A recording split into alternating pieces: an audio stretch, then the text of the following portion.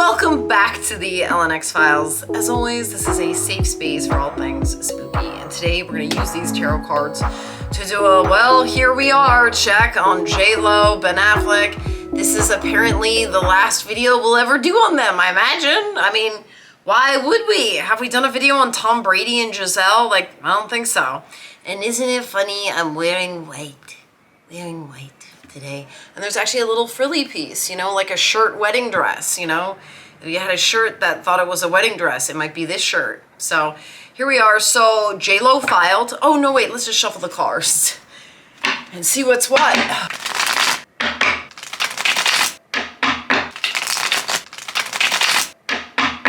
Okay, so we all know what's going on here. J.Lo filed. So California is a no-fault state, meaning you could shag your ex-spouse's wife.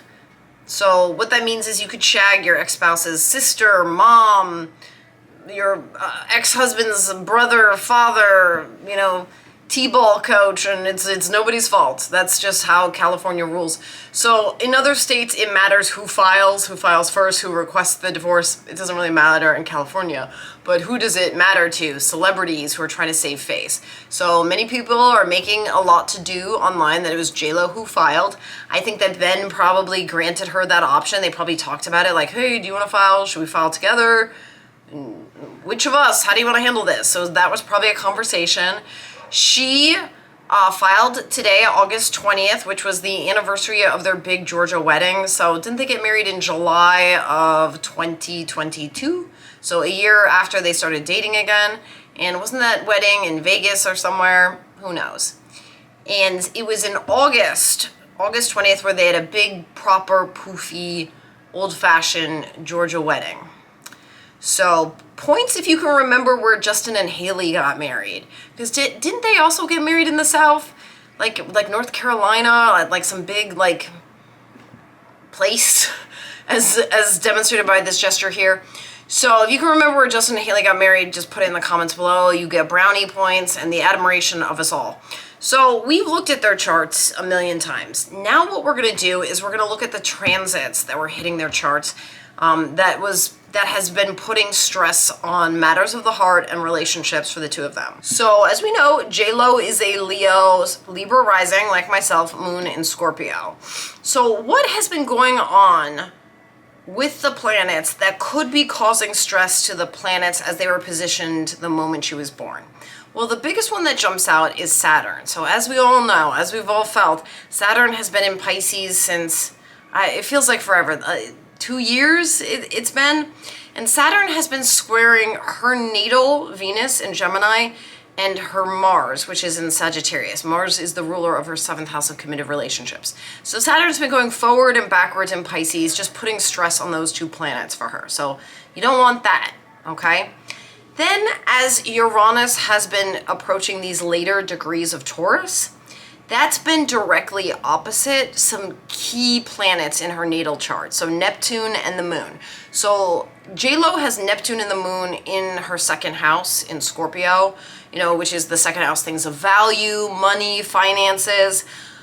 So that's her money maker. That's, you know, Neptune rules music. She's a singer, dancer. That's how she got her start. You know, she's, you know, emotional, lots of love songs, hence the moon is there as well. But Neptune and the moon can also just signify like lovey-dovey lovesickness, you know? It can be like, oh, like the unrequited love. Like Neptune can be a very romantic planet at times. It's hazy, it's nebulous, it can be dreamy. And, you know, if her little emotional processor is right there, the moon a few degrees away, and then we have Uranus, this other planet of chaos, activating those two signatures in her natal chart, that could spell stops and starts in matters of the heart, and also confusion, chaos, and disarray, for sure.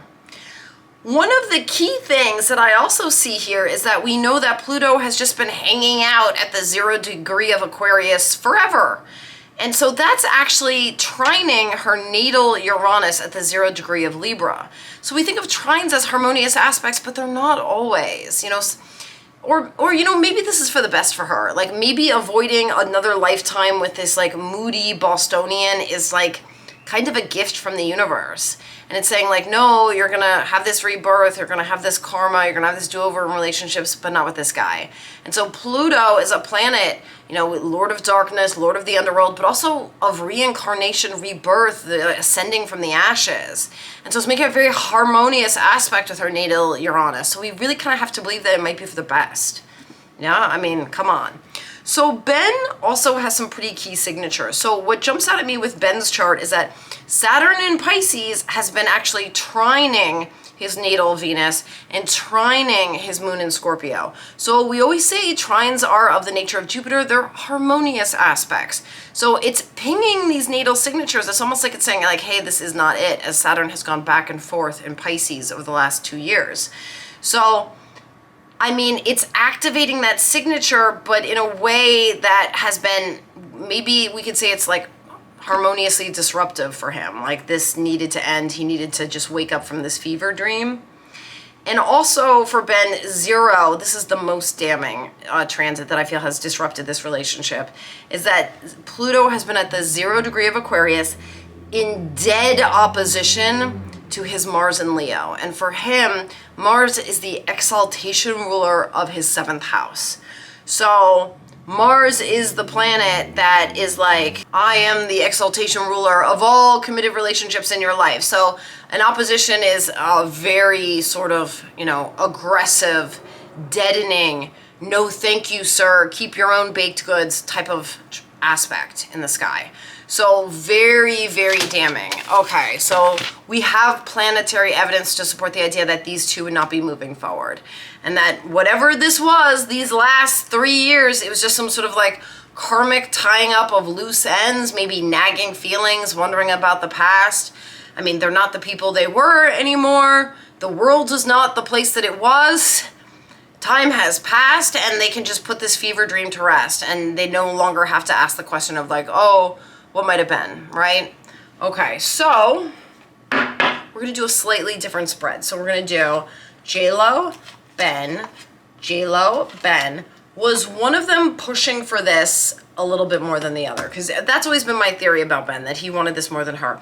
And what was the bottom line about why they didn't work? Okay. All right, kids. So J.Lo's external vibe towards Ben. Oh, okay, well, makes sense. So Page of Swords in reverse. So upright, this is mental agility, thinking on your feet, going with the winds of change, and, you know, having that sort of quick responsiveness, that lightness of mind, the light-footedness of thought, dexterous mental agility. So it's very Gemini in some ways. So in reverse, typically this means one of two things. Either things are chilling out and you don't have to be so mentally agile, or you can't be mentally agile. There's a sense here of destability, like the mind is just kind of like wrecked.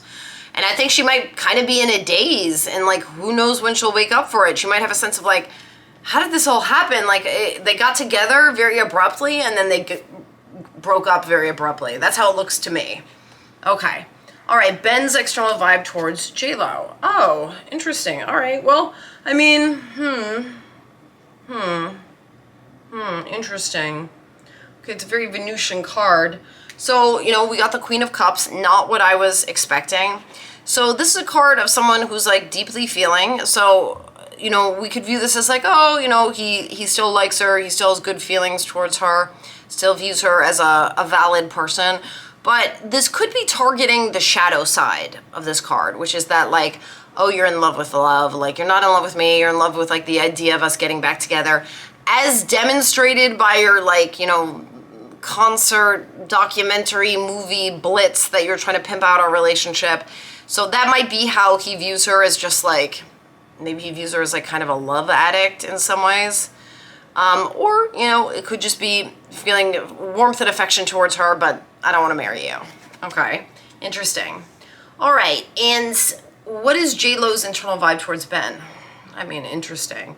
Yeah, I mean, what you would expect. So Knight of Wands in reverse. So upright, we know this is the healthiest expression of the Knight. This is what we call a young man with a plan, with like a vision and a means to achieve it. So in reverse, she's like, he's not even coming up as a king to her.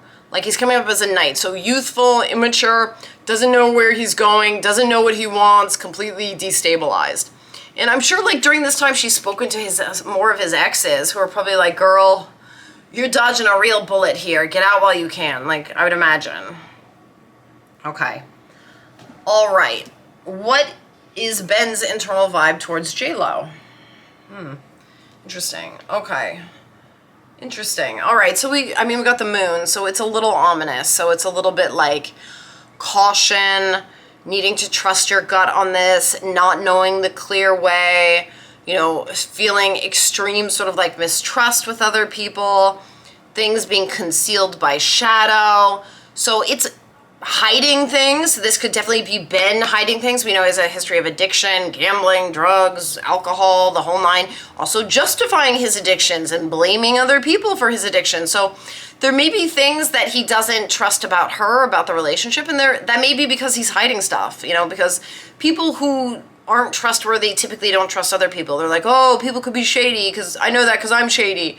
Like, it's an ominous card in terms of people's feelings for you because it symbolizes things being hidden and a lack of trust, sometimes a lack of integrity. Okay.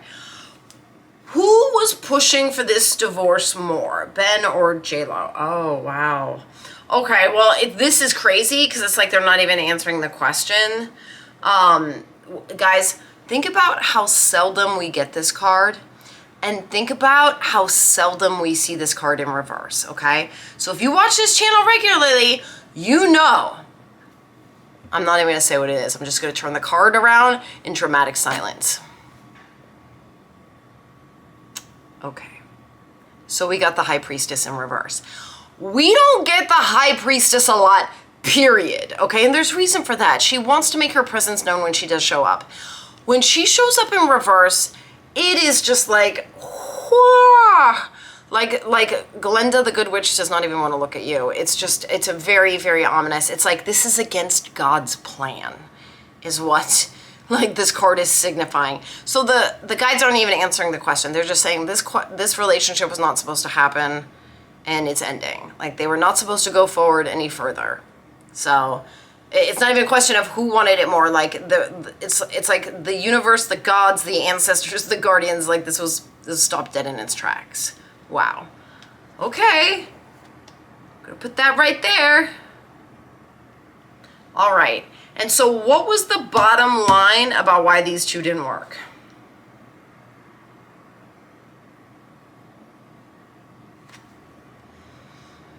Oh, that's really interesting.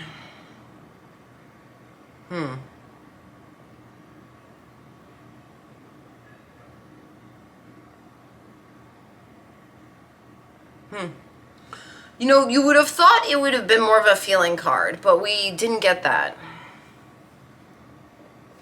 So we got the Ace of Pentacles in reverse. So I was a little surprised to see this just in terms of like, you would think that we'd get something with like cups or major arcana, but it does kind of make sense that we got one of the aces in reverse to show, just because they were together for such a short period of time. Like, they got back together, things started up again, and then they ended. It was very abrupt, and the aces often signify beginnings.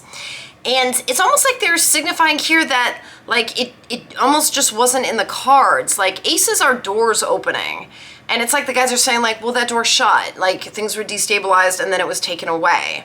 But also, it's suggesting the fact that we have the aces here, it's suggesting that, like, they weren't able to tango together here in the 3D, like here in the material world, like reconciling things that the pentacles symbolize, like how do we conduct ourselves in the 3D? How do we deal with things like, goods and services and schedules and, compromise? And it's suggesting that, like, that whole thing was just kind of destabilized for them, things related to the pentacles. And it is also like kind of taking a nudge at the house, in my opinion, because like we do have a picture here of a garden and like a hedge, and like obviously in the distance there's maybe a mansion that we just can't see. And it is kind of suggesting, in my opinion, that like maybe the mansion, the $86 million house, was like the final coffin nail, because that's like living in a shopping mall. It's ridiculous. And it may have just been like an unavoidable manifestation to both of them of that, like, this was ridiculous. Like, what are we doing here? How are we gonna live here? Like, this house is costing us a ton of money every month to clean it, to heat it, to AC it, to deal with the pool maintenance. I mean, would not want to deal with the headache of that. So I do think that there is a little nudge in that direction of that.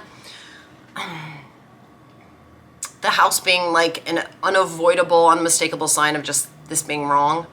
So, and it also is just kind of like a symbol of like, yeah, you know, the universe can give and it can also take things away, and that there's no promises that things or people are going to be here forever. Is also what the Ace of Pentacles in reverse can mean. So that's what I've got for you guys. Comment below. Let me know your thoughts on all these cards. High Priestess in reverse. I mean, can I even, right? So let me know if you have any questions, thoughts, like and subscribe. And as always, we'll do this again.